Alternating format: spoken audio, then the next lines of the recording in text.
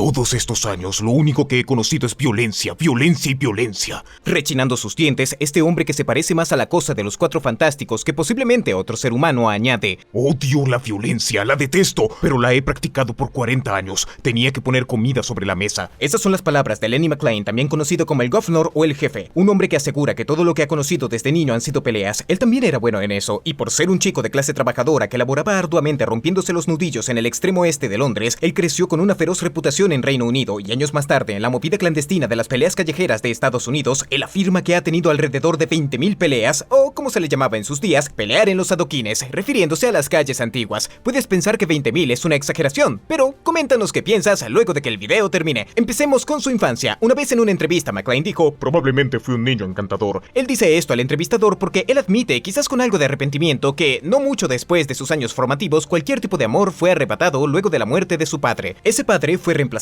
por un padrastro, quien para McLean era la personificación de la maldad. Él venía de una familia irlandesa y ellos, como dijimos, vivían en el duro extremo este de Londres. Su padre había sido un marín real, que estuvo un tiempo en Irlanda. De ahí contrajo una enfermedad tropical y se enfermó mucho. Dejó la marina y se volvió un criminal, aunque no duró mucho, y cuando Lenny tenía apenas 4 años, su padre murió. La falta de dinero significó que su padre, también llamado Lenny, tuvo que ser enterrado en lo que se conoce como una tumba pauper, el cual es un cementerio bastante pobre pagado por el gobierno, prácticamente una fosa común. Su madre se volvió a casar, y esto es lo que dijo McLean en una entrevista sobre su nuevo padrastro. Él rompió mi pierna cuando tenía 5, rompió mi quijada cuando tenía 6, rompió todas mis costillas cuando tenía 7 y me golpeó hasta los 12 años. El padrastro había sido descrito como un criminal, un alcohólico violento, quien no solamente abusó de Lenny, sino también de sus hermanos. Pudo haber sido peor, pero luego de que el padrastro azotara brutalmente al hermano pequeño de Lenny, un gángster local importante e intimidante llamado Jimmy Spinks decidió que ya había sido suficiente. Este hombre era el tío de Lenny y golpeó a su padrastro hasta cansarse, y le dijo de manera tajante que si llegaba a abusar de los niños, su vida acabaría. Muchos años después, la madre de Lenny, en su lecho de muerte, le suplicó no buscar venganza en contra de este hombre luego de que ella no estuviera. Lenny aceptó. Así que este era el joven Lenny, y él ha dicho que su crianza violenta fue el catalizador del odio que vendría luego. Él no sería golpeado de nuevo, pero no pasaría mucho tiempo en casa de todos modos, porque el joven Lenny empezó a juntarse con gángsters y a hacer algunos mandados. Con el tiempo, él sería conocido y respetado por gángsters locales como los gemelos Cry y Ronnie Brinks. Él también se asoció con el famoso prisionero Charles Bronson. Los dos pudieron haber peleado, pero Bronson, como sabrás gracias a nuestros videos, no se pudo mantener lejos de la prisión.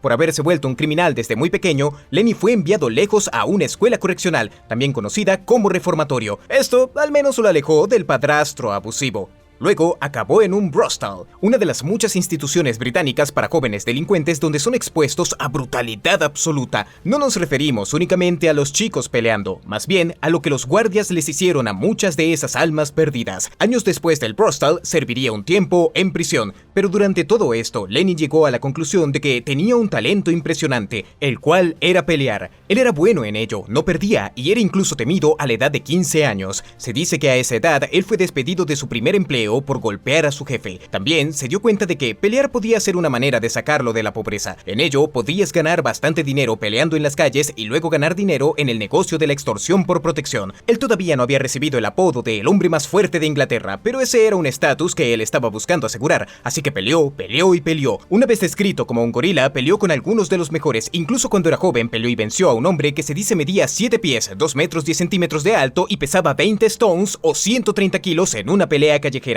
Lenny obtuvo 500 libras por esa victoria. Si conviertes eso al dinero actual en dólares, serían casi $5,000. Se podía ganar buen dinero en las peleas sin guantes si eras bueno en ello, y Lenny no solamente era bueno, era prácticamente invencible. Viajó por Inglaterra, Escocia, Gales y venció a los sujetos más rudos donde quiera que fuera. Peleó contra el rey de los gitanos y ganó. Él pronto se volvió conocido como el mejor luchador callejero de Reino Unido y obtuvo el apodo de el Governor o el Jefe. McLean ha dicho en muchas entrevistas que a él le gustaba pelear, pero el énfasis principal una vez tuvo sus hijos era asegurarse de que ellos no necesitaran nada. Aumentó su reputación feroz y también obtuvo el apodo de Lenny 10 hombres, porque en un punto peleó con 10 hombres al mismo tiempo y los venció. Años más tarde, en una entrevista, él dijo que trabajó como portero y lo atacaron alrededor de 15 hombres. Al entrevistador no le sorprendió cuando Lenny le dijo que noqueó al menos a 6 de ellos años y el resto se escapó. «Eres un bravucón», le dice el entrevistador con un acento inglés estándar. Lenny contestó con un fuerte acento del este de Londres: No, no lo soy un caballero. Una cosa que McClane detestaba era el abuso. Siempre dijo que únicamente peleó con buscapleitos trabajando de portero y el resto de las peleas sin guantes eran únicamente por negocios. Él había sido abusado y golpeado y lo odiaba.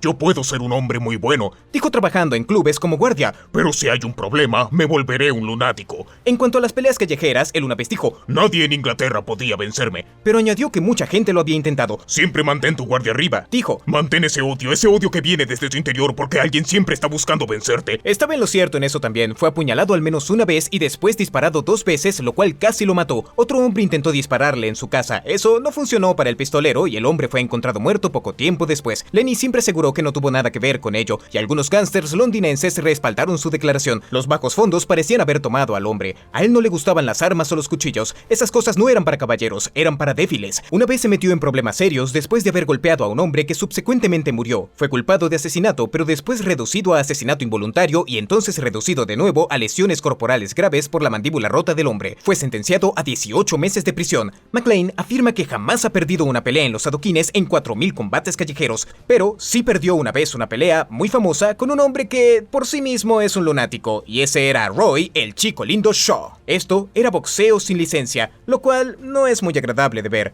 Podría decirse que las reglas eran algo flojas y que el árbitro no se involucraba demasiado. En algunas peleas parecía que tenías que estar inconsciente para perder, y eso significaba ser golpeado mientras estabas en la lona. McClane perdió algunos combates alrededor de su carrera, pero con Shaw tuvo 3 peleas y ganó las últimas 2. Shaw no era fácil, teniendo una reputación por sí mismo con los gángsters. Fue luego enviado a una institución psiquiátrica y forzado a terapia de electroconvulsiones por su problema de ira. El doctor dijo una vez que fue el hombre más poderoso y peligroso que había intentado tratar en su vida. No parecía tan poderoso como McClane, y los dos tenían una muy buena opinión del otro. McClane diría años más tarde en entrevistas que no le importaba la forma de pelear, sin reglas, con pocas reglas o en boxeo sin licencia, pero parecía que las peleas sin guantes eran las que más lo hacían brillar de verdad. Su fama y el hecho de que nunca perdió una pelea en los adoquines lo llevaron a Estados Unidos. En la ciudad de Nueva York peleó contra el campeón de nudillos desnudos. Ganó, pero no sin antes incurrir en 2 manos rotas. Eso fue en 1986 y el sujeto contra el que peleó también era increíblemente fuerte. McClane dijo que, pese a las manos, que pronto mejorarían,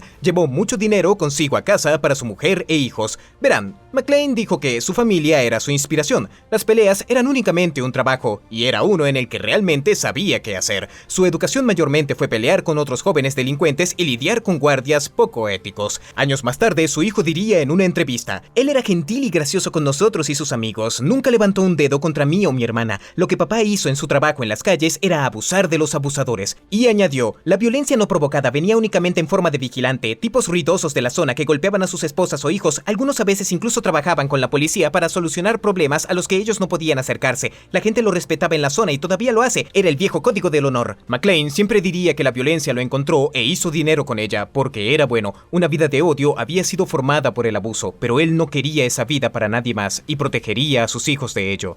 Lo siguiente viene de una entrevista que McClane tendría en 1980 en el programa estadounidense Ruby Wax. La versión resumida del diálogo fue esta: ¿qué es la lucha callejera? Peleas con todos. ¿Cuáles son las reglas? Sin reglas.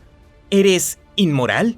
Ellos me llaman animal. Luego, describe cómo después de haber vencido al rey de los gitanos, los dos se llamaron por teléfono al día siguiente y tuvieron una charla amigable. Era un deporte, un negocio, no había resentimientos. Él entonces dice que leyó un artículo del periódico acerca de un hombre que robó a una señora mayor y la golpeó muchísimo. La gente que le hizo eso a esa chica, ellos son los verdaderos animales, dijo, y Wax estuvo de acuerdo. En entrevistas separadas, McClane dice que hay una cosa que lamenta haber hecho en peleas callejeras, que quizás llegó a rozar lo animal y fue arrancarle la nariz a un hombre de un mordisco. Pero, recordemos, sin reglas significa sin reglas. Su carrera de peleas por dinero duró alrededor de 30 años, pero él tuvo que parar cuando sus manos quedaron dañadas, y entonces, después de una aparición en televisión, empezó a obtener contratos para hacer películas. Su currículum después de algunos años decía: luchador de nudillos desnudos, guardia, criminal, prisionero, autor, empresario, guardaespaldas, ejecutor, levantador de peso, presentador de televisión y actor. Su carrera de actuación no era precisamente material de Oscar, pero él hizo algunas grandes cintas. Una vez trabajó con el amigable Bruce Willis en El Quinto Elemento, un muy entretenido McClane una vez dijo en una entrevista que Willis lo invitó a su tráiler y era lujoso, equipado con una gran sala de estar y un baño prístino. Me dieron una silla, Dijo McClane riendo, aludiendo a que era una experiencia distinta a ser el rey en las calles. La entrevistadora le preguntó si actuar era una difícil transición, a lo cual McClane dice que solamente actúa como tipos duros. he estado ensayando esto por 30 años. Se ríe diciendo que fue muy sencillo. Su rol más importante fue la mano derecha de un gángster londinense en la película de 1998, Juegos, Trampas y Dos Armas Humeantes. Los actores en entrevistas dijeron que era genial trabajar con este gigante amigable. El director Guy Ritchie dijo que era genial estar a su alrededor. Él habló en tiempo pasado porque McClane murió un mes antes de estrenarse la película. McClane se sentía bien, pero luego creyó que tenía gripe. Resultó ser que tenía cáncer de pulmón y se había esparcido a su cerebro. El Governor había muerto, finalmente derrotado por un tumor, y Guy Ritchie le dedicó la película. Si quieres saber más, hay películas y documentales acerca de McClane, pero nos gustaría saber qué piensas sobre él.